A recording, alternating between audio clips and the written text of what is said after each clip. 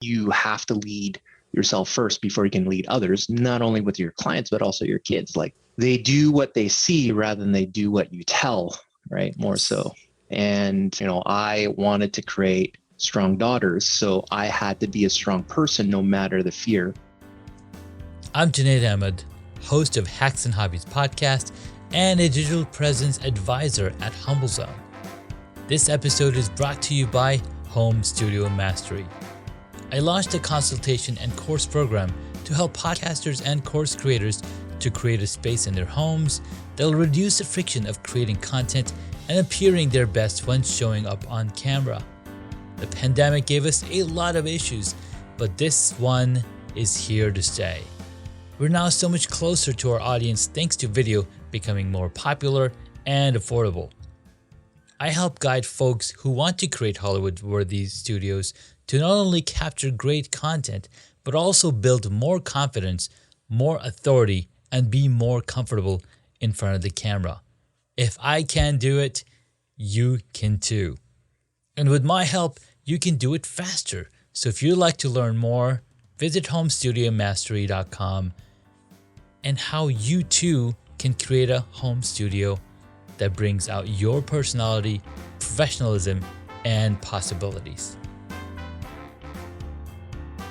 Thank you for tuning in to Hacks and Hobbies with your host, Junaid. We're visited by our amazing guests coming from all walks of life. We want to learn their story, their struggles, and their journey on how they got to where they are today.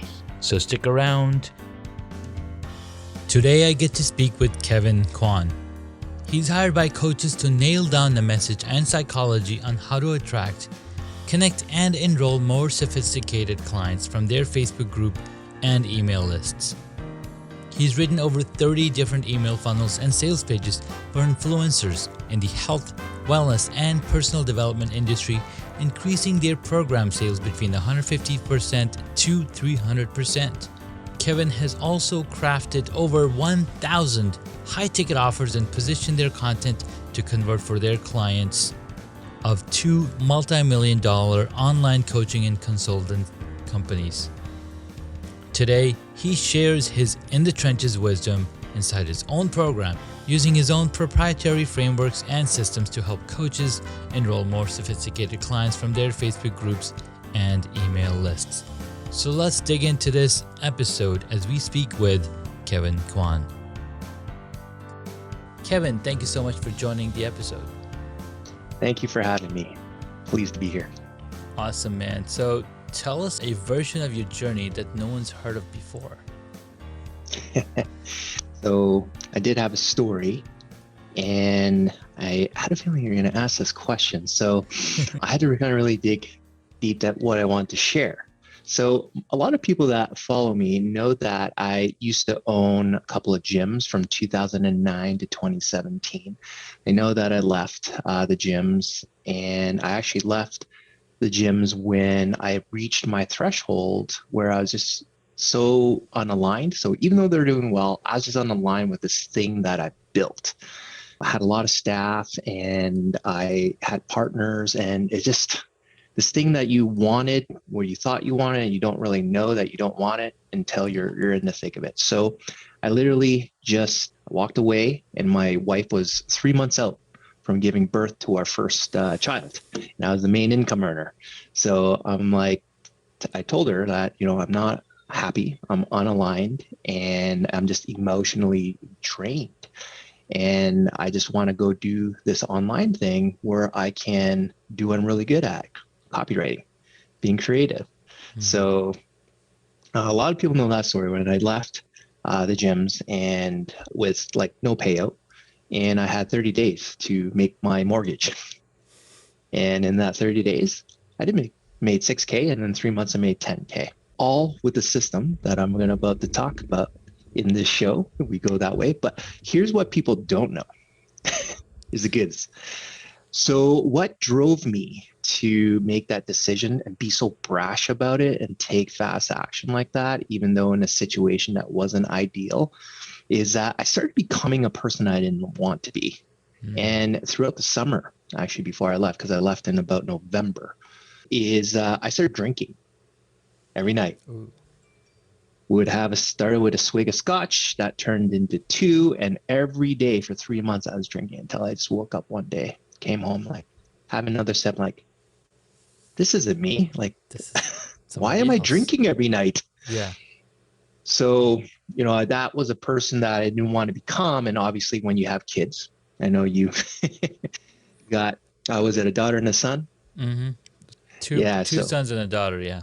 two sons and a daughter. Oh man, your hands are full. I only got two, and like, oh man, I don't know how people can do three, man. That's like superpowers right there. Mm-hmm. Patience and productivity. Yeah. But just thinking about like the person that I'm becoming, like I don't want to be like that for my daughter. And you start thinking about your life in different ways, right? Like, and kids are the accelerator. Yes, they are. So that's the story that people don't know.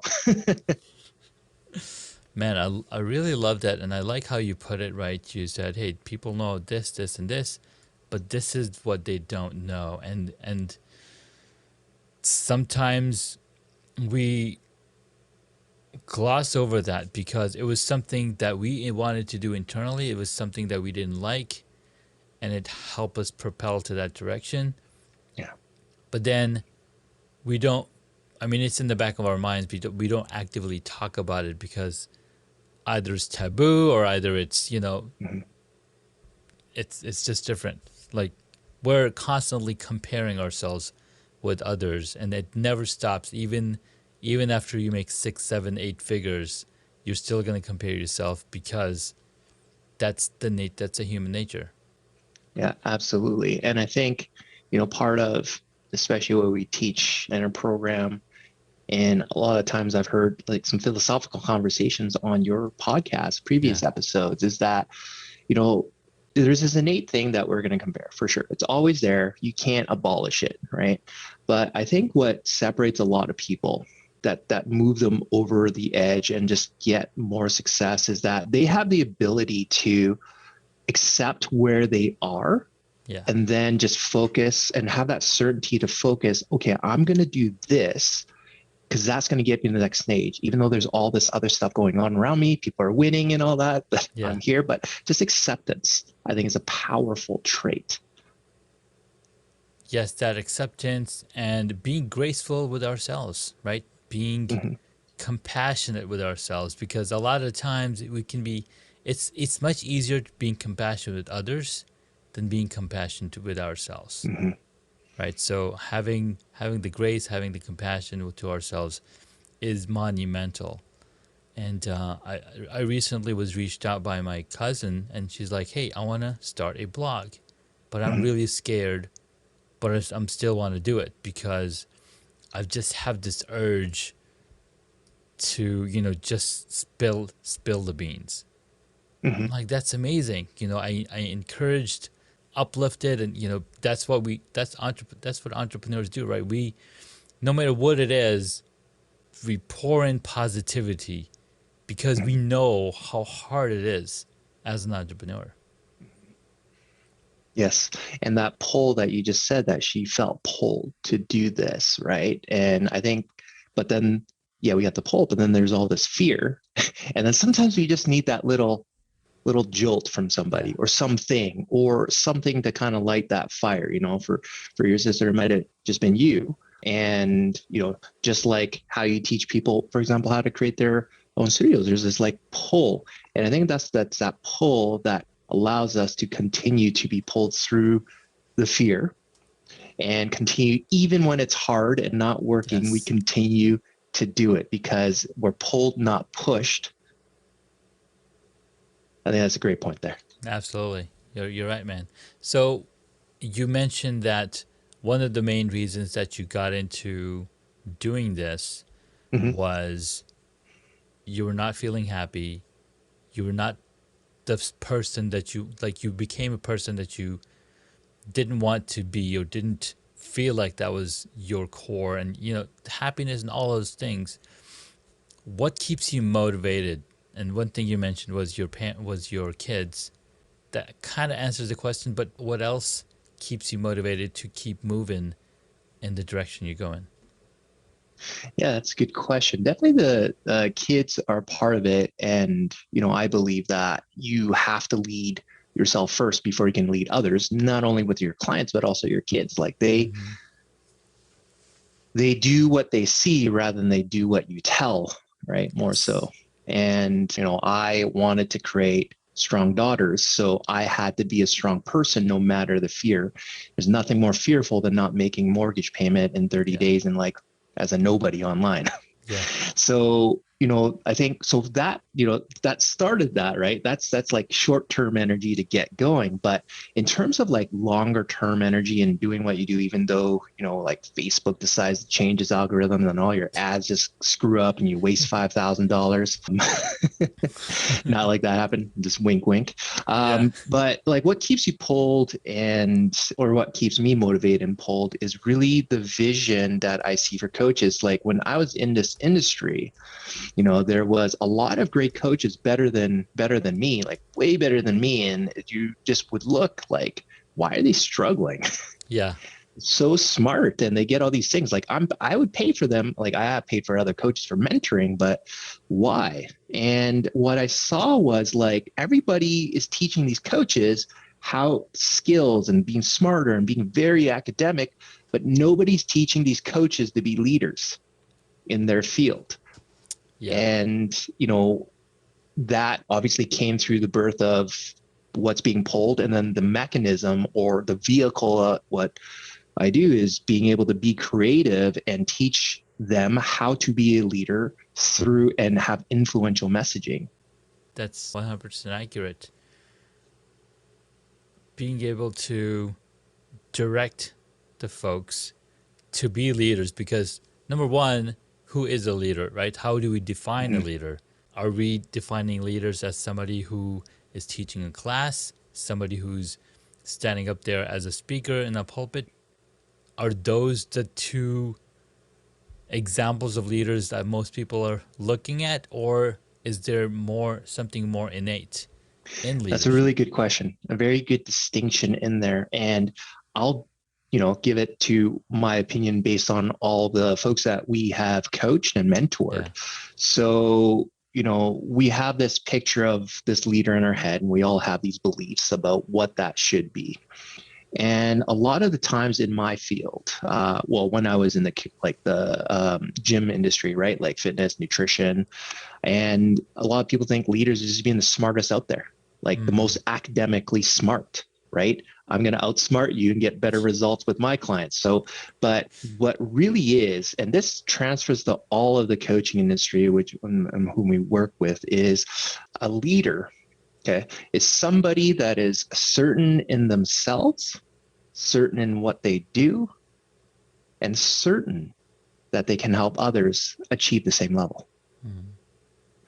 And through that certainty, certain in themselves, certain what they do, and certain to helping others achieve that, they can lead themselves through resistance all the time. Wow. I like the trifecta of certainty, right? Thank you. Yeah. It's a It, C cubed, C cubed. I like that. right? First lesson C cubed. Yeah. Because, in this industry, no matter what you do, if you're going to have an online business, we don't have that in-person connection anymore, Right. right? I'm not in front of you. And that's also why, like, when we go to conferences, like we feel so good after, meeting people. It's just that like just something about that energy. But we don't have that, right? Just you and I talking on Zoom, which is great face to face, but it's just that presence isn't there. So when that presence is gone, then we don't have the body language, the cues, the energy exchange, right? Feeding off each other. Yeah. We just have like really it's just ones and zeros going across the country here. So what's left? Well, certainty. Like you have to show up in your messaging, if to your audience, whomever that may be, with Yeah. certainty. C cubed. And there's a certain energy when you speak. There's a certain energy in your voice. There's a certain energy in your pitch and your tone and even your mannerisms that create that attraction. And we're like, wow, you know, Junaid is what he talks about, like really resonates. Like he really believes in this stuff. Mm-hmm. And that's when we start creating the power that attracts people, because power really is about attraction rather than force, which is forcing 10 million pieces of content on you a day. Forget about it. Oh my God. So good. So good. I love that. Because when you really, there's motivation and there's inspiration. I was listening to Alan Watts, and he talks about nice. You want to be inspiring somebody so they do it on their own. They're inspired to do it, as opposed to motivate somebody, because that's still forcing. Yeah, that's like preaching, right? Putting it on you. And, I get inspired by people who just get after it, right? They lead by example. So, for example, like does it say doing organic and posting on their feed and all that? And even if they get like, let's say 0 likes, man, they're still going at it consistent every day with their matches. And like, I look, I'm like, wow, this person is just really getting out. And that catches my attention. Like, what does this person do? And, that's a great example of the race between the tortoise and the hare. Yes, the hare is very fast, but he gets distracted. Do something quickly, distracted. Oh, I can do it. I can do it tomorrow. I could do it later, and I'll still win.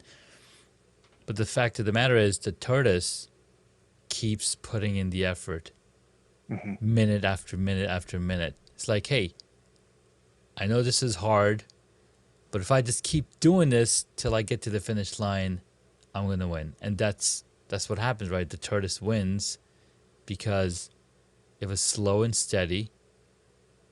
So if you're posting content and you're not getting feedback, don't worry about it. Just keep posting the content, because there will be a time when somebody comes back and looks at your stuff and like, oh my God, this guy's talking about some really good stuff. I need to bring them on my show as a guest, or I need to chat with him, or what is he offering? How can I support? Yeah, absolutely. And that's kind of like full circle, going back into where you're creating because you're pulled, not because you're pushed. And I'm sure when you started with this podcast, you weren't where you are now, like in the first 10 shows, right? And, you're a great example of building this show to where it is now, like, consistency, because you're pulled by a vision. You're pulled to do this. So, for coaches, I think we tend to put our validation too much on the engagement and being validated by that. And then when it doesn't happen, that expectation doesn't get met, we see that as failure. And then we start comparing ourselves rather than, again, full circle back to the pull. What's pulling you to do what you do, to show up? And the C cubed. C cubed was branded right here. The certainty in yourself. If you have certainty in yourself, who cares? Who cares if you get likes or not? The people who want to read it will read it. Not all buyers are also engagers. And the certainty in your process. If you have something innovative, people need to hear it. And the certainty that people can change, right? If you can help them. And I think all of that is so good, because if you think about it, right, you have the desire, putting the content out, and it's helping you grow. A seedling out there doesn't care if you're looking at it or not. It's gonna continue to grow, break through the ground if it has to show, absorb that sunlight. And it's really amazing, because I tell people weed is the best example in the nature, how weed grows no matter what. They just looking for the opportunity, right? They're breaking through concrete, they're breaking through asphalt because they found the opportunity and they're taking full advantage of it. Yes, absolutely. And they just keep at it, no matter how much Roundup you spray there. That's right. They keep at it. My goodness. Kevin, it's been so much fun chatting with you, man. This has been a very enlightening conversation. Plus, I feel like I've learned a ton that I can take back, like I can take all of this information back to my own things that I'm working on. It could be on, working on my course, working on my consultations, working on my web development, whatnot. Like all of this can easily be applied to any aspect in my business or in my life because it's positive. Yeah, there is principles. So share some three main points that you help others resolve through your coaching program. So three main points that we help others resolve. So yeah, good question. So point number one, obviously we turn coaches into leaders so that they can walk with other leaders. Point number two is that we help them build communities. It's through the Facebook group and email list. And then lastly, we help them create influential messaging to attract sophisticated clients. There you have it, guys. Connect with Kevin and he can help you become a leader, build a community, and create conversions. Is that right? Did I? Yeah, you got it, my friend. You got it. All right, this is the fun part of the conversation, man.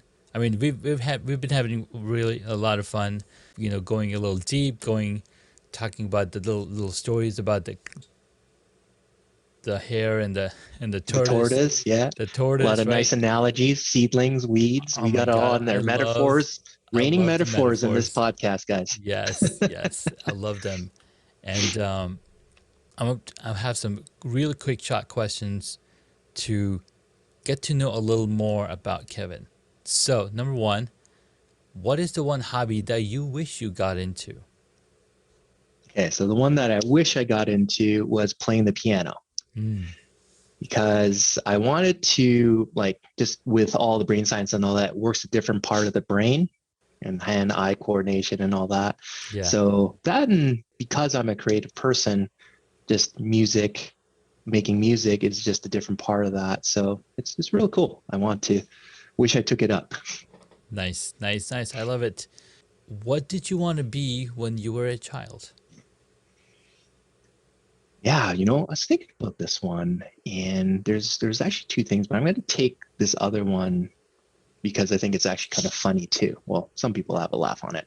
So I know you like superheroes. So in grade 5, I was thinking about this, and in grade 5, I was picked on a lot as a kid, and by like the grade 6ers, and same with a few of my other friends, they were picked on.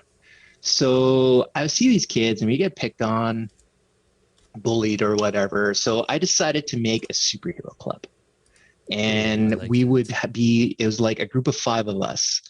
Just think about it, it's so stupid. So it was a group of 5 of us, and I gave them like superhero cards. I'm like, this is your card. And I forgot what I called the club, but I would assign patrol dates where, okay, and I would give them a stick. I'm like, this is the stick that you carry, and we're going to patrol at 4:00, and you're going to be on this day, and you're going to be this day, and I'm going to be on this day. That was, I wanted to be cool. A superhero. Yeah.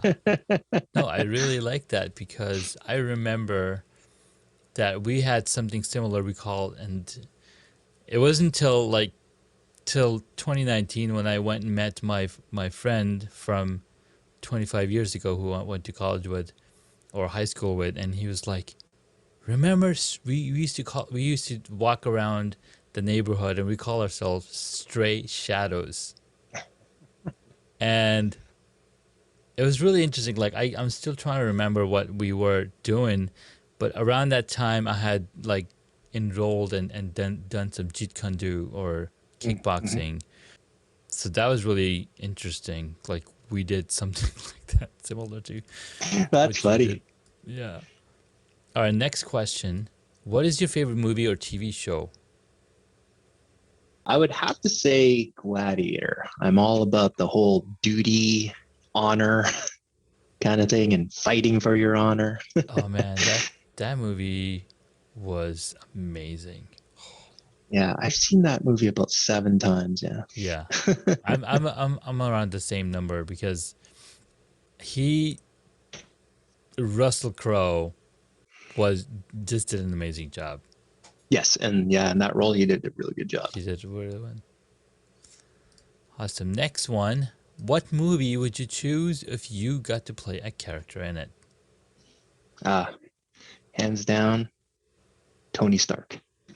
Oh, Not because he's a Tony rich Stark. dude, but his behaviors I really like. So I like, how, you probably watch like all the Marvel phases, but in the Yeah. Avengers, I just love how he cuts the tension and he just makes like serious situations. He just throws in a joke Yeah. of some sort. Yeah. And I'm like, wow, well, he's so certain that he knows he's going to solve that problem. So he doesn't really care. He's going to be himself. That's right. That's right. And then the entire growth journey of Tony Stark himself during the entire 4 phases was really amazing to watch too. Watching him grow Watching him as a character. grow, Yeah. his character grow, and that's the accurate picture of how human beings are. We're constantly growing. We're not stuck in one. Oh no, this guy always does the same thing. No, we're not. We're not stuck in time. So that was really awesome.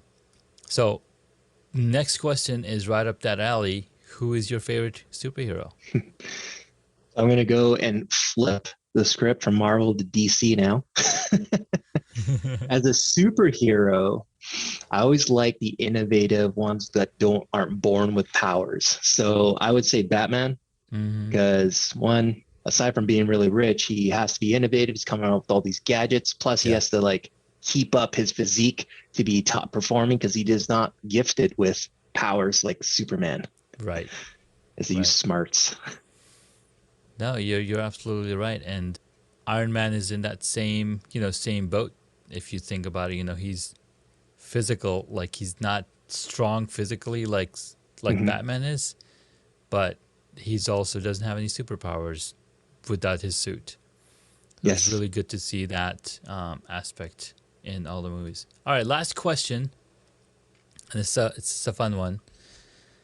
It's not listed in the email in the form. A throw me off question. All right, let's bring it. If you were a board game, what would it be? A board game. Oh yeah.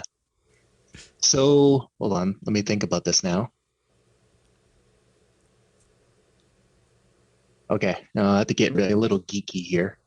Do you ever play Dungeons and Dragons? I have not. I've seen it played many times, but so it's not Dungeons and Dragons because I've never played it. But I played a flavor of it called Lords of Waterdeep. Ooh, Lords of Water. And yeah, because I heard it was like an upgrade to Catan at the time, but here's why I would be that. It's because in that game, there's multiple ways to win. So even though you're at a disadvantage, you have to creatively think how else you could win. I guess it's kind of like chess, but there's all this medieval stuff and characters and all that. So as a board game, I'm gonna make you think and throw wrenches in your life. No, I really like that. That's really cool. I'll have to check out that game. It's definitely less complex than those other games. Because Catan is a lot less complex too. It's really simple. You just gotta set the board up. Yeah, exactly. And I got like 2 Catan sets, some extra sets as well. So we can do like a 10-player Catan. Oh, you get the expansion packs. Expansion packs and whatnot. It's pretty fun. A friend told us this was the upgrade because of it's not based on chance. It's like based on now strategy. Oh. And how you can also mess up another person too. Oh my God. Kind of like building a road right in the middle of their road. Like, sorry, you can't continue your road. Okay. Exactly. And there's multiple ways in that other game. Nice. Well, appreciate it, Kevin, for your time. Where can my audience find you? I'm most active actually in my Facebook group, giving trainings to coaches, whether it be on leadership or messaging. You can find me at the Facebook group Clients Through Connection for Coaches. I love it. Thank you so much, Kevin. We'll be sure to include the links to the group and your website if you have one for people looking to join your consultation in the show notes. So we'll include the links to the group and your site in the show notes. And thank you so much for coming on again. Thank you. Thank you for listening to this Hacks and Hobbies episode. Junaid would love to hear from you, so please leave a rating or a review on Apple Podcasts. Visit hacksandhobbies.com to find additional information on the guest today, as well as the show notes.